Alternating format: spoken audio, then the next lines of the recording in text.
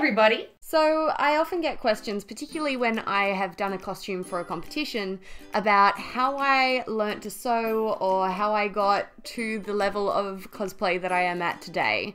And those of you who have been following me for quite some time now know that I was not always a talented seamstress. I would even go so far as to say I am still not a terribly talented seamstress. But I think it is important to remember that we all start somewhere. So today I thought that I would go through and react to some of my earlier cosplay attempts. And just remember that even in these attempts, no matter how tragic they may seem to me now, I was having a whole lot of fun. And I think that, honestly, if you are having fun, then you're doing it right. So there is a folder on my computer here that is all old cosplay photos, and I think now is the perfect time to dive into it, so let's go. Okay, so right off the bat, we have come in with a photo of my first time I was ever on stage in costume. This is, wow, oh girl. It's a Poison Ivy rendition of mine. Poison Ivy is my favorite DC female character. And I can see here that I have a very, very expensive looking eBay corset.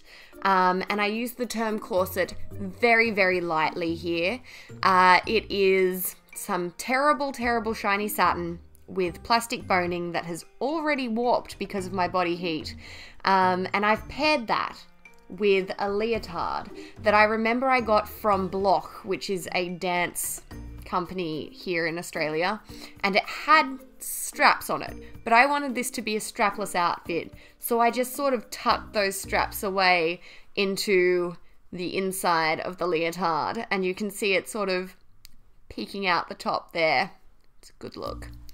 But obviously, even back then, I knew that I was not going to fool anyone with that outfit. So I added these dollar store ivy leaves, which were super plastic. Super plastic. And I just sort of wore that like a cape, you know? And I took some of those leaves and made a little headband out of them. So that's on my head, along with a very red wig that I did not style at all. There is zero thought in the styling of this wig here. But look how happy I am! I'm so happy! Oh my goodness, I just remembered the butt cape. So I wore this to a convention and I was a little bit nervous about showing off my butt to all of the con. So what I did was I took a piece of green fabric and I just tucked that in underneath the back of the corset and hoped that it would stay there and cover my butt like a butt cape. It gets better. It gets so much better. Okay, we're continuing on with the Poison Ivy theme here, but this time I wanted to pay homage to my favourite Poison Ivy version, which is, of course, the Bruce Timm animated series version of Poison Ivy. So I've gone with an attempt at a bunny suit, and they are actually notoriously difficult to tailor properly. But you can see that I have really attempted it. I've definitely done something.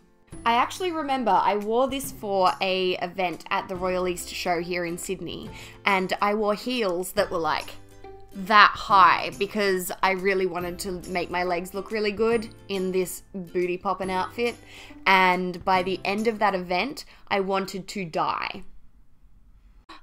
It's my first ever incarnation of Jessica Rabbit. This is a costume that a lot of people probably actually know me for, and this was the first time that I had ever worn it. It's at a Sydney Supernova, and I had the little Roger Rabbit plush along with me, which was so cute. Now the dress is actually not too bad. Not sure about that wig, it could do with some definite style help there, but the one thing that really gets me, is those eyebrows. Or rather, the complete lack of eyebrows. When I first did Jessica Rabbit, I blocked out my eyebrows completely and drew in the tiniest little line. Think like really bad 90s grunge eyebrow. And in photos, especially photos with flash photography, you couldn't tell that I had any eyebrows at all whatsoever. It was really bad. So I think that while the dress itself is not too bad, my eyebrow game, especially when it comes to costumes, has definitely improved. Also, those party satin eBay gloves have got to be replaced. Oh my goodness, it's Zero Suit Samus. Now, Zero Suit Samus was not actually a costume that I made. I remember I was not anywhere near a sewing machine and I was in between moving houses and I desperately wanted to wear a costume to go to Smash, Sydney manga and anime show. So I reached out to some of my friends and was like, hey, does anyone have a costume that I can borrow? And the wonderful Hayley Elise, who is perfect, and I'll link her down below, won't I, Chip? Yes. Yes, I will. I'll link her down below. She actually said, would you like to borrow my Zero Suit Samus costume? And I said, hell yeah. I think Chip has decided that he wants to be a part of this as well, so... This was for another Smash, and I had recently acquired a whole range of terrible eBay corsets and decided that rather than actually cosplaying as a character, I would just create an outfit based on one of those terrible corsets. I also remember that I wanted to have a huge ball gown, but I didn't know how to make a huge ball gown, really, so all I did was get a really long rectangle of bridal satin and gather the hell out of it until it fit around my waist. And then I wanted to add some butt puffs, like Peach has. They have an actual term, but butt puffs is so much more fun. So I just created a rectangle of pink bridal satin and tucked that in under my corset. There's a theme here with tucking things under my corset to cover my butt. That bolero is actually not that bad though. And I do like the hat. I think that I need at least 3 more of those hats. I loved Kim Possible as a kid, and I absolutely still love Kim Possible now. It was so cool. I got to meet Will Friedle, who was the voice of Runstoppable, when I was touring with Supernova last year. But this was my Kim Possible costume, and I have to admit, it was really scary doing this costume. Not for any reason other than I have always had self-confidence issues surrounding my stomach. And this is obviously a midriff-bearing costume. And I look back on past Beck, dressed as KP here, and remember how much fitter I was then than I am now. And just, oh my goodness, I know that me 5 years from now is going to look back at me now and be like, girl, you've got such amazing assets to work with. Just work it. Work it, work it, work it, work it, work it, work it, work it. I am so glad that past me, dressed as KP here, really did decide to work it, because I had so much fun in this costume.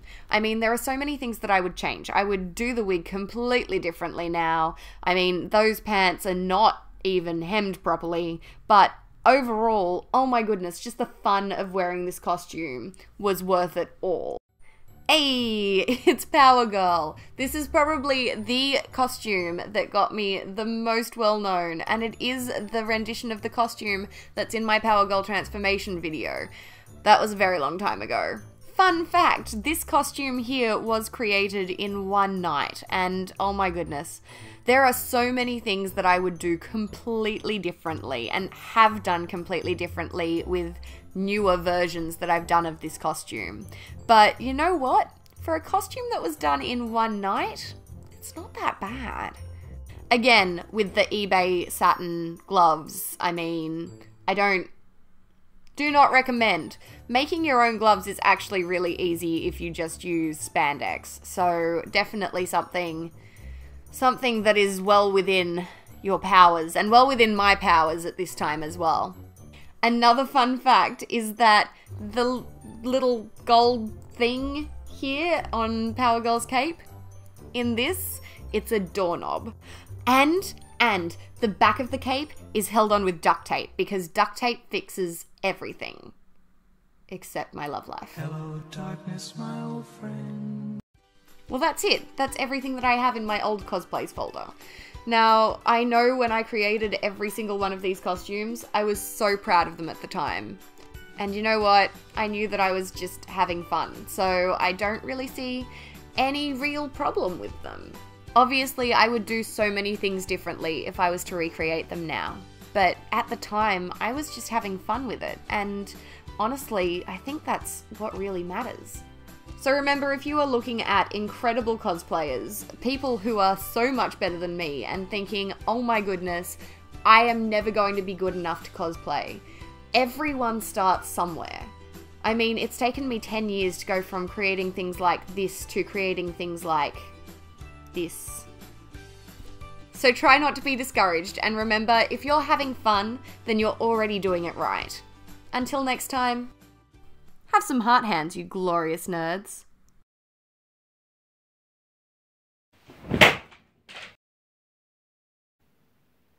I think I just broke my bed frame.